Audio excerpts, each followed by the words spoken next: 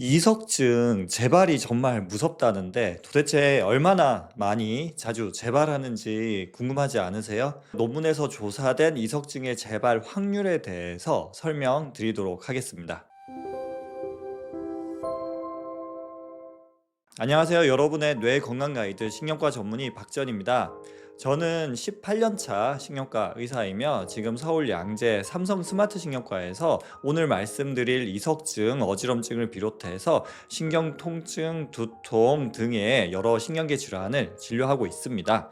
오늘은 이석증의 재발률에 대해서 조사한 논문들을 조사해서 알려드리도록 하겠습니다. 보듯이 제가 여러 논문들을 조사해서 이제 설명을 드릴 건데 주의해서 보셔야 되는 거는 논문 연구마다 좀 다르다는 겁니다. 다르다는 게 대상 인구도 다르고요, 수도 다르고 재발에 대한 정의가 다를 수 있습니다. 검사를 해서 확실하게 재발한 환자들만 포함시키기도 하고요, 환자한테 물어봐서 이석증 재발했냐 주관적인 기준에 맞춰서 조사를 하기도 합니다. 그래서 이 숫자라는 게 100% 정확한 게 아니니까 대략적인 참고만 하시면 되겠습니다. 대부분의 이석증이 언제 재발을 제일 많이 하냐, 5년, 10년 후에 재발을 많이 하냐, 그게 아니라 대부분 초기에 집중이 된다는 것입니다.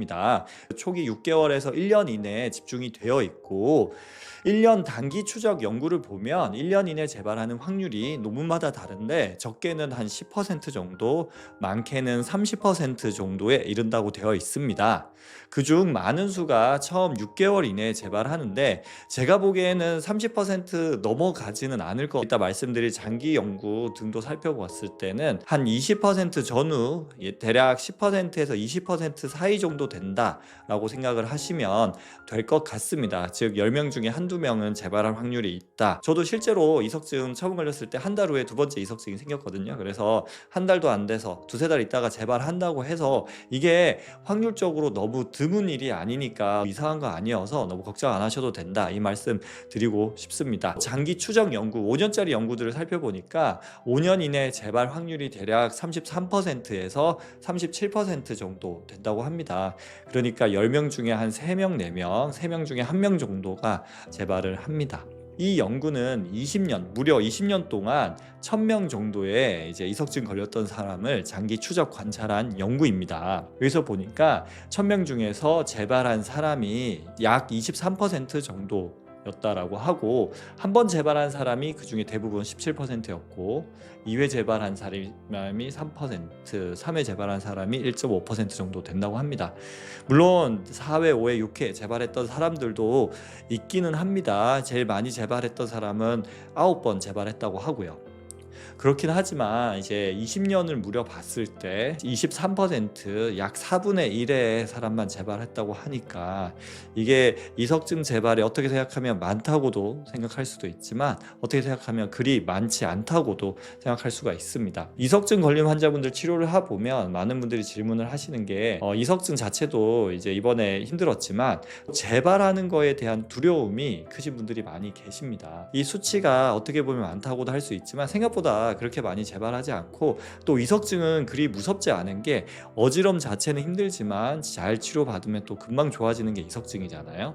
조금 남을 수는 있지만 대부분 심한 어지럼은 2, 3일 내에 거의 좋아집니다. 그러니까 너무너무 두려워하지 마시라. 두려워하는 마음, 그 불안한 마음이나 수면장애 이런 것들이 또 재발과 관련되어 있으니까 오히려 저는 꼭 두려워하지 말고 신경 쓰지 마시라 라고 말씀드리고 있습니다. 그리고 이제 난치성 오래가는 이석증에 대해서 연구한 논문이 하나가 있었는데 1년 동안 이제 관찰을 해보니까 1년 이상 지속되는 이석증은 100명 중에서 4명, 그러니까 한 4% 정도에서 관찰이 됐습니다. 이런 질문을 많이 하세요. 남들은 아니면 다른 병원에서 이석증은 뭐 한 달, 뭐 2달이면 다 좋아진다고 하는데 나 진짜 이석증 맞냐, 이런 얘기를 하시는데 1년 이상 지속되는 분들이 생각보다 적지 않게 있습니다. 논문에서는 100명 중에 4명 정도 있어. 그래서 내가 좀 오래 간다고 해서 그렇게 이상한 거 아니니까, 치료도 하고 시간 지나면 또 좋아지니까 너무 이상한 거 아니니까 걱정하지 마시고요. 그 4명이 1년 이상 지속이 되는데 재활 훈련을 또 열심히 해보니까 검사를 해보면 이석증은 있지만 어지러움은 거의 못 느끼는 걸로 되어 있습니다. 그래서 이석증 치료도 중요하지만 이석증에 대한 재활 훈련, 즉 내가 너무 걱정하지 말고 일상 활동 잘 하고 또 필요하면 이석증 습관화 운동하는 게 중요하다라고 할 수가 있습니다. 전정 재활 운동이 또 도움이 되기도 합니다. 마지막으로 말씀드릴 것은 아까 이제 재발 논문들에 보면 이제 재발과 관련된 요인들도 조사를 해놔서 그 내용을 간략하게 정리를 해봤습니다. 재발했던 사람들이 어떤 특성을 가지고 있는지 여러 논문들에서 공통적으로 나오는 내용들은 첫 번째로는 고령입니다. 65세 이상 고령에서 이제 이석증 재발이 많았고 여성분들이 좀 더 재발이 많았습니다. 그리고 수평망구리관이 후방구리관보다 재발이 좀 더 많았다라는 논문들이 있는데 제 그냥 환자분들에서는 큰 차이는 없었던 것 같아요. 근데 여러 방구리관은 더 확실히 재발이 많았던 건 맞고요. 그 외에 다른 병이 돈만 내는 경우인데 메니에르병, 편두통, 고혈압, 고지혈증, 당뇨, 경추질환 이런 것들이 재발하고 관련이 되었고 초기 치료가 지연되는 경우에도 재발을 잘 하는 걸로 되어 있어서 이런 요인들을 가지고 있으면 재발 위험이 조금 더 있으니까 알고 내가 재발했을 때 응급 대처 방안에 대해서 잘 알고 계시면 좋지 않을까 합니다. 한 가지 말씀드리고 싶은 것들은 연세가 많으니까 재발을 더 자주 한다고 여러 논문에서 공통적으로 나오고 있지만 실제로 제가 봤을 때 연세가 있으신 분들은 재발을 하더라도 그 어지럼에 비교적 좀 잘 적응을 하시는 것 같습니다. 근데 이제 젊은 분들이 의외로 이 약간의 어지럼에도 이제 내가 집중해서 또 일도 해야 되고 뭔가 사회적인 활동을 더 많이 해서인지 그 약간의 어지럼에 오히려 더 크게 스트레스 받고 더 민감하게 반응하시는 분들이 더 많은 것 같았습니다. 연세 있는 분들이 재발이 더 많긴 하지만 젊은 분들 이석증도 무시하지 말고 잘 치료해야 된다라고 하는 게 제 생각입니다.